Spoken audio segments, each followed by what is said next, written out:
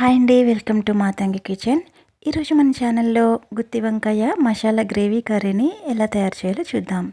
ముందుగా ఇలా కేజీ వంకాయలు నేను తీసుకున్నాను.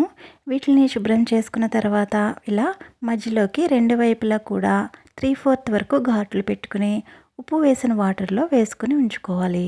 తర్వాత స్టవ్ ఆన్ చేసి ప్యాన్ పెట్టుకుని 2 స్పూన్ల ధనియాలు, 1/2 స్పూన్ మెంతులు, 1 స్పూన్ జీలకర్ర వేసి వీటిని లో ఫ్లేమ్లో మంచి అరోమా వచ్చే వరకు వేపించుకోవాలి. ఇవి ఇలా వేగిన తర్వాత 3 యాలకులు, 2 లవంగాలు, 1 ఇంచు దాల్చిన చెక్క, 3 చిన్న సైజు కొబ్బరి ముక్కలు, 3-4 స్పూన్ల తెల్ల నువ్వులు వేసి వీటిని లో ఫ్లేమ్లో 2-3 నిమిషాలు వేపించుకోవాలి. ఇవి బాగా వేగిన తర్వాత మనం చేసే ఈ కర్రీ మరింత టేస్ట్ రావడం కోసం 5-6 పలుకుల జీడిపప్పులు కూడా వేసి వీటిని కూడా అర నిమిషం పాటు వేపించుకోవాలి.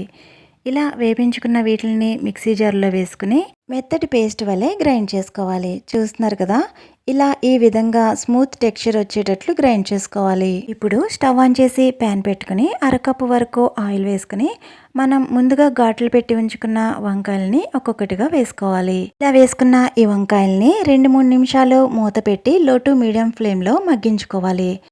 2-3 నిమిషాల తర్వాత మూత తీసి వీటిని రెండో వైపుకు టర్న్ చేసుకోవాలి. ఇలా టర్న్ చేసుకున్న తర్వాత మళ్ళీ మూత పెట్టి 3-4 నిమిషాలు మళ్ళీ మీడియం ఫ్లేమ్లో బాగా మగ్గించుకోవాలి. మధ్య మధ్యలో కలుపుకుంటూ ఇలా బాగా మగ్గిన వీటిని మూత తీసి వేరొక ప్లేట్లోకి వేసుకోవాలి.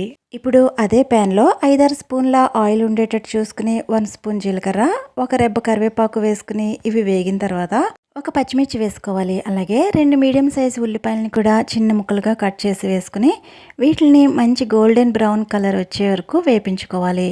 ఇలా ఉల్లిపాయలు బాగా వేగిన తర్వాత దీనిలోకి 1 టేబుల్ స్పూన్ అల్లం వెల్లుల్లి పేస్ట్ వేసుకుని దీన్ని కూడా పచ్చివాసన పోయేంత వరకు వేపించుకోవాలి. అల్లం వెల్లుల్లి కూడా బాగా వేగిన తర్వాత దీనిలోకి 1/2 స్పూన్ పసుపు, 1.5 స్పూన్ కారం, రుచికి సరిపడా సాల్ట్ వేసుకుని ఈ స్పైసెస్ అన్నీ కూడా 2 నిమిషాలు వేపించుకోవాలి.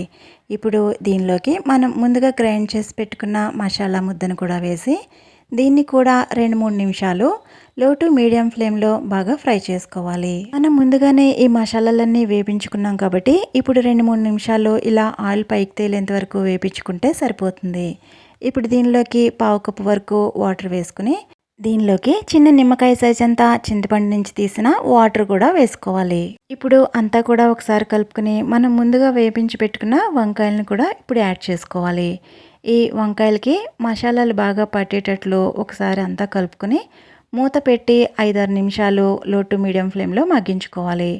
5-6 నిమిషాల తర్వాత ఈ వంకాయల్ని రెండో వైపుకి టర్న్ చేసుకుని మళ్ళీ 2-3 నిమిషాలు మూత పెట్టి మగ్గనివ్వాలి. మనం ముందుగానే వంకాయల్ని ఆయిల్లో మగ్గించుకున్న వలన ఎక్కువసేపు మగ్గవలసిన అవసరం లేదు.